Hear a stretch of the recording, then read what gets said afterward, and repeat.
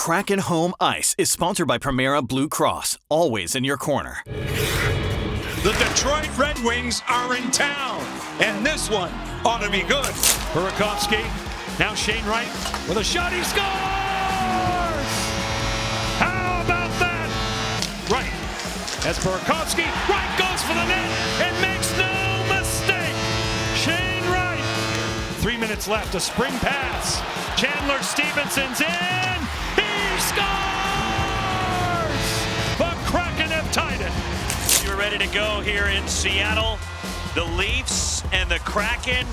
Morin on a backhand ahead. Matthews saved by the cord. Tolvanen across the line. Tolvanen with a screen. Score! 86-mile-per-hour shot. Third of 4 meetings this season inside the division. The Seattle Kraken and the Calgary Flames. Larson hammers it, tipped, loose, they score! Shane Wright, he continues to find his mark. He's pressured by Wright and Burakovsky. Burakovsky scores! Andre Burakovsky!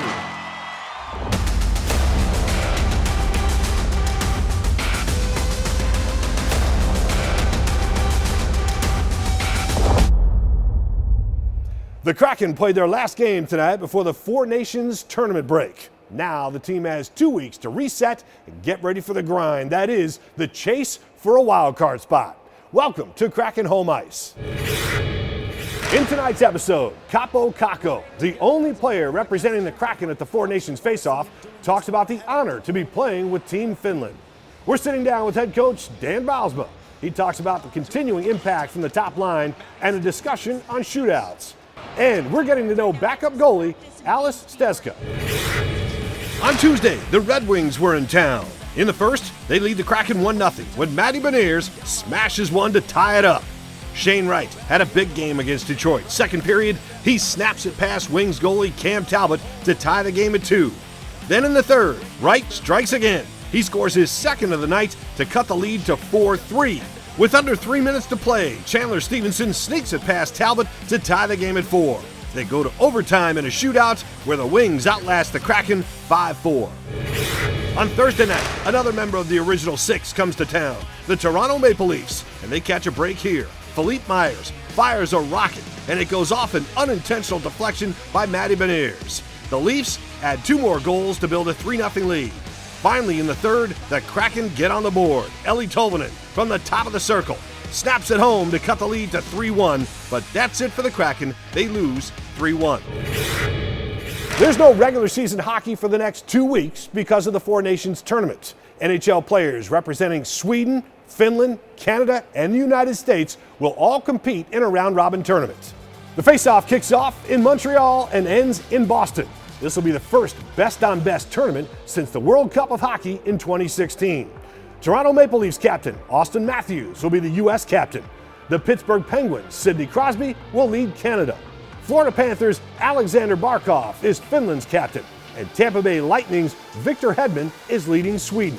It's been a while since we've been able to play, these kind of best-on-best international hockey. So if you look at the rosters, I think there's a lot to get excited about. It's a huge honor. Obviously, just to be able to represent your country is, pretty special. But, to have the honor of wearing the C is, it's exciting. It's definitely not lost on me, the amount of leaders that are already on this team, guys that, maybe wear letters for their respective clubs. But, it's definitely something that, not taken for granted. I mean, it's pretty special. The Kraken will be represented at the Four Nations face-off by Kaapo Kakko. Since becoming a member of the Deep in mid-December, he has made a huge impact on the team. And now he's ready to represent Team Finland. And a strong showing for the Kraken. While a majority of the NHL is taking a short break, the best of the best will face off, showcasing the finest talent the league has to offer. Included in the select group is Kaapo Kakko. Now Schwartz has Kakko. There he is. He scores! I think it's going to be fun. Kind of something else during the season.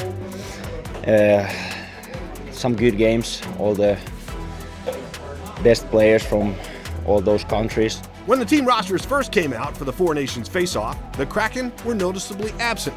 But when the team traded for Kakko, things changed. Kaapo was selected as a member of Team Finland. I mean, it's an honor for me to play for my country. Kakko has already won gold representing Finland 3 separate times. In 2018 at the Ice Hockey U18 World Championship, in 2019 at the World Junior Championship, and again in 2019 at the World Championship. Kaapo was 17 and 18 years old at the time, making him the youngest player to win all 3. Now he'll be reunited with some of those teammates, something Kakko is looking forward to. A lot of good friends out there you're playing against during the season, so it's gonna be fun to play with all those guys. There's some guys I've been playing with, and then some guys I never played the same team, but kind of know pretty well. So it's gonna be fun. Kakko, his bid, scores a bullet! The Four Nations face-off is a chance for the Finnish forward to continue the momentum he's built since becoming a member of the Kraken. I think it's a good chance, build the confidence. I think it's gonna be pretty good for me for the rest of the season over here also. Kakko, bullseye! Kakko puts it away. You can watch all Four Nations face-off games at 32 Bar and Grill at the Kraken Community Iceplex. The Kraken are hosting a watch party to cheer on Kaapo during the USA vs. Finland game on Thursday, February 13th at 5 p.m. There will be special items on the menu, including a traditional Finnish salmon soup, Kaapo approved. Fans also have a chance to go home with items signed by Kakko, including a jersey. Coming up on Kraken Home Ice, we're getting to know goalie Alice Stezka. And head coach Dan Bylsma tells us what he's been liking about Shane Wright's progress this season and which penalties he thinks are the most frustrating. That's next. Assist of the Week is sponsored by Primera Blue Cross, always in your corner. Jared McCann through center, partial 3-on-2. Right, as Burakovsky, right goes for the net and makes no mistake. The assist of the week goes to Jared McCann for his pass in Tuesday night's game against the Red Wings. The Kraken trailed 4-2 when a wide-open McCann takes it down the side, slides it to Shane Wright, who battles the defender to get it in the net. Tuesday's assist was McCann's 4th assist in a row. Alice Stezka was recalled from the Coachella Valley Firebirds when the Kraken put goalie Philip Grubauer on waivers last week. Now, Stezka is backing up Joey Daccord. We talked to him about his journey to the deep. Below the line, Zegras. Carlson's shot stopped by Grubauer. It was the changing of the guard when veteran goaltender Philip Grubauer was put on waivers and reassigned to Coachella Valley. A move that wasn't so much a surprise for Kraken fans, but bittersweet, as Gruby was the team's original goalie. The switch-up put Joey Daccord as the starting goalie, leaving the backup position open, a role that's being filled by Alice Stezka. It's a good experience and very, very big opportunity for me, and I'm very grateful for that from the team, be a part of this organization. Here's Kanik Liebert driving on the goal and a save by Alice Stezka. Stezka has been a goalie for the Coachella Valley Firebirds for the past 2 seasons. Now he's been called up to the NHL and is soaking up every minute on the ice. Yeah, I'm trying to learn from them and just trying to take the positives and improve myself and be ready. Stezka has yet to make his NHL debut. He says he tries not to think too much about what his first game in the league is going to be like. Instead, focuses on the work he's putting in with the Kraken. I try to go just day to day, and be ready for every single practice, every single day, and I'm not thinking too much about if I will play or not. I'm trying to be positive and a good teammate for the boys. Playing in the NHL has been a lifelong goal for Stezka, one the 28-year-old did not expect to be a reality. If someone will tell me a couple of years ago you were sitting in the NHL locker room, I would be like, come on, that's not possible, but yeah, I'm very happy to be here. Oh, good job, good block, buddy. He credits his time at Coachella Valley for getting him ready for the next level. We're trying just improve ourselves and give the chance to the team win the games, and that's like every goalie trying, but yeah, it's given me a lot of experience for a big hockey. Stezka says he's gotten to where he is in his career because of the support of his family, especially his wife. She's supporting me everywhere where I'm going, and doesn't matter what's happening. And I think she's the most bigger supporter for me. As the team goes on a short break, we talk to head coach Dan Bylsma about what he has seen from his team over the last round of home games and where Shane Wright has shown the most improvement. Consistency of seeing his game night in and night out a little more regularly. You know, you talk about his fire starters as a player, and it's just skating and a shot, and you know where we're working on playing away from the puck and playing defensively. And I think more and more games you're seeing it more and more with each and every game, showing up a lot more often. Now Shane Wright with a shot, he scores! The goal against Detroit is him getting the puck in a low spot, carrying it all the way up the ice, using his speed, and then the shot is the end point, the exclamation point on the end. Right, as Burakovsky, Wright goes for the net and makes no mistake. It seems like he takes a lot of pride in developing the defensive game, something he wanted to do, and now it's paying dividends. Yeah, I think, you know, the other clip that we watched again and we want to see again and again is against Calgary, and it's defensively hard on the guy, hard on the puck, winning the puck up to his winger, and then jumping into the hole, getting the puck back, and him skating up the ice, and that's all-around picture from Shane in that clip. A couple other guys are stepping up as well, and we talk about your top line a lot. Do you think their play is so infectious that it's pushing other lines to bring their game up? I think everyone understands pretty clearly over the past 10 games or so that that line stepped up in a big way. I think it's drawn other lines and other guys a little bit higher in you know, how we're trying to play, how we'd like it to look. When you see them doing it over and over and over again, it just draws more guys into the picture.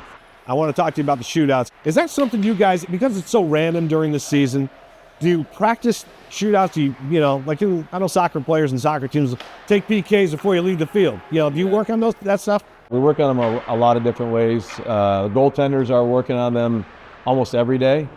Some portion of their goalie time is getting extra shootout shots. We mix them in competitions in practice. We mix them in, ironically, just before the Detroit game, the weekend practice. You know, we finished practice with the forwards doing shootouts and working on their shootout moves against our goalies. So, you know, in the course of a season, they don't happen a ton, but they're critically important when you do get to them. You know, it gives you the extra point, and so we work on them all the time. And there's always a goalie scout on the other team's goalie before every game on the shootout. So it's something that's always in the backdrop and something we're always trying to intermittently work on and get to in practice to give ourselves the best chance when we get to it in a game. It goes high. That's Kraken hockey, baby. Let's talk about the penalties. Not so much your penalties, but as a head coach, there has to be maybe a penalty that you don't like seeing. Probably two come to mind, and it's a penalty in the offensive zones. Defending sometimes you may have to do everything you can to defend a chance against your goalie. But when it's in the offensive zone and it's a needless reaching of the stick 200 feet from your goalie, those can be painful to see. Too many men on the ice. Most times, sometimes it's a mental penalty, and those ones you never want to take. All right, last question for you. Four Nations face-off coming up. You've been around this game a long time. They've always tried to spruce up this time of year. What do you think of this idea? Well, I like best-on-best hockey. It's the Olympics at times has provided that for NHL players to be best-on-best. And we've, over the years, Canada Cup, U.S. versus Canada, Four Nations this time. I think it's great to see the best players in the world competing for their countries and competing against each other.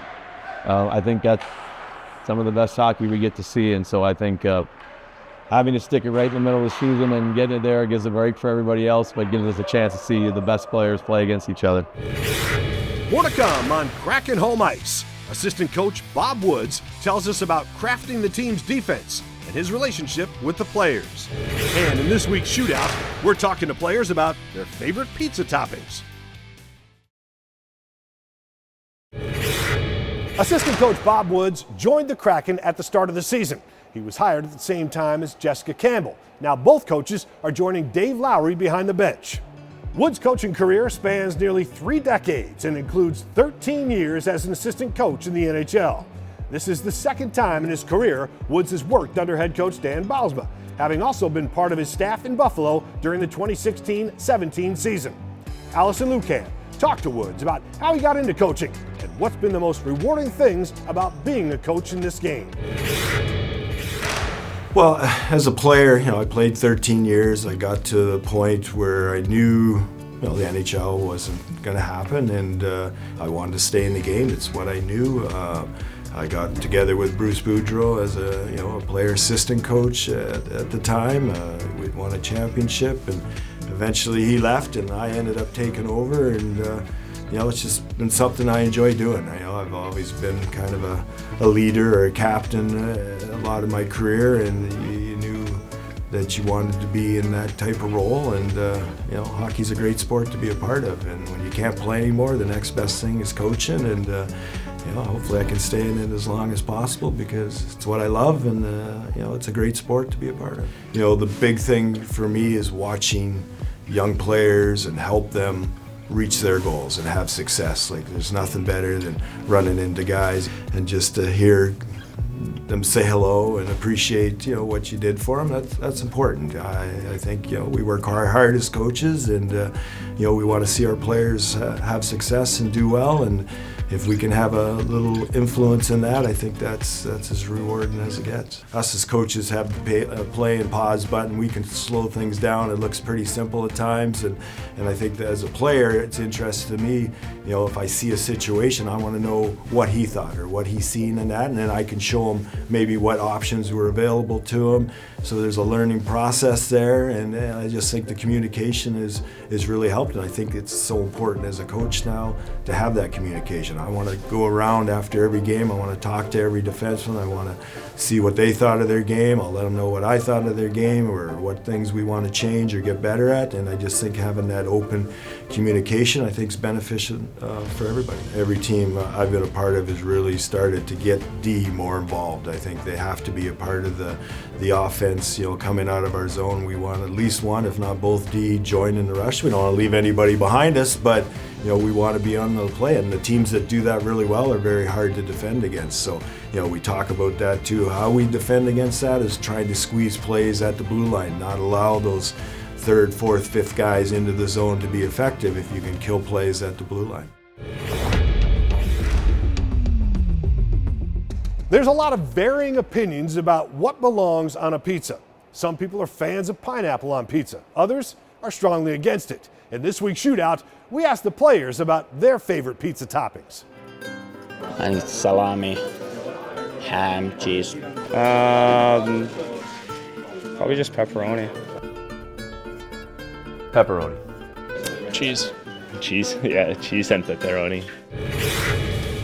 Still ahead, the Black Hockey History Night artist tells us about the inspiration behind this year's specialty jerseys. Oh, say, can you see? And we're getting to know the Kraken's anthem singer, Tommy Burton.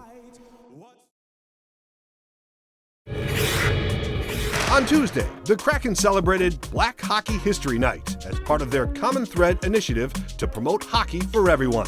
The night honored the contributions and legacy of black players and fans in our community. The players entered the arena sporting the night's specialty jerseys. The artist behind this year's one-of-a-kind Black Hockey History Night jersey is Ray Aquino. Ray is a self-taught visual artist. Her design is a fusion of the traditional and the future. She tells us where she draws her influence from.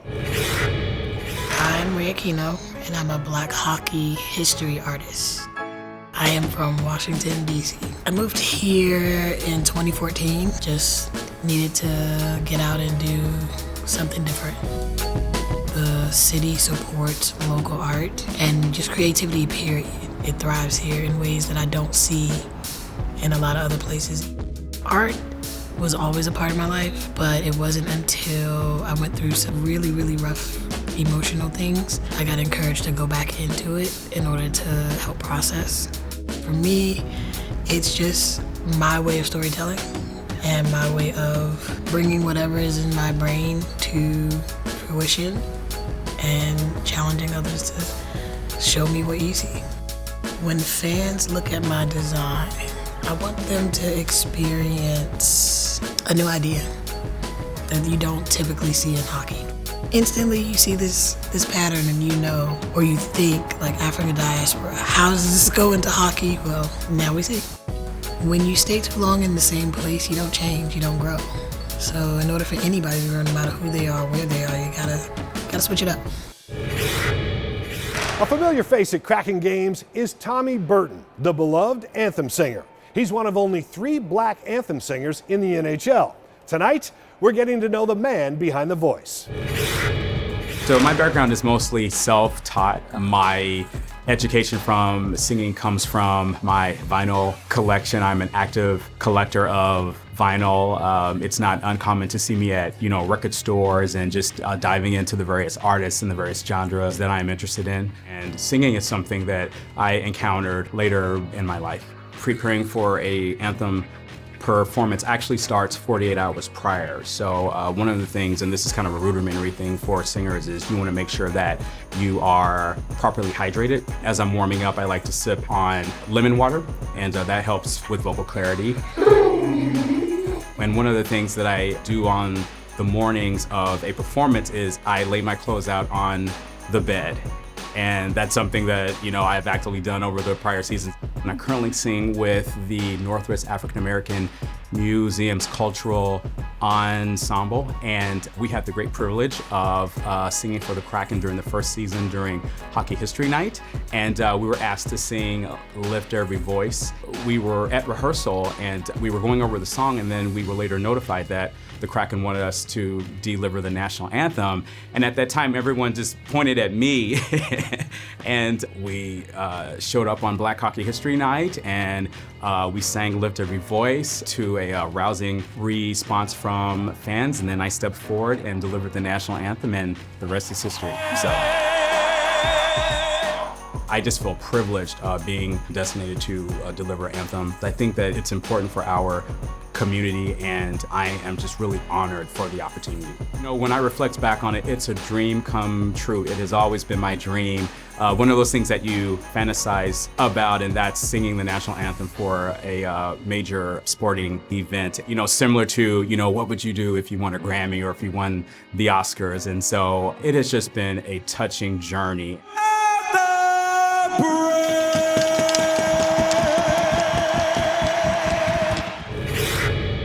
The Kraken will be back in action February 22nd on the road against the Florida Panthers. Their next home game will be March 1st. And that'll do it for this episode of Kraken Home Ice. Thank you for looking in. We'll see you next week.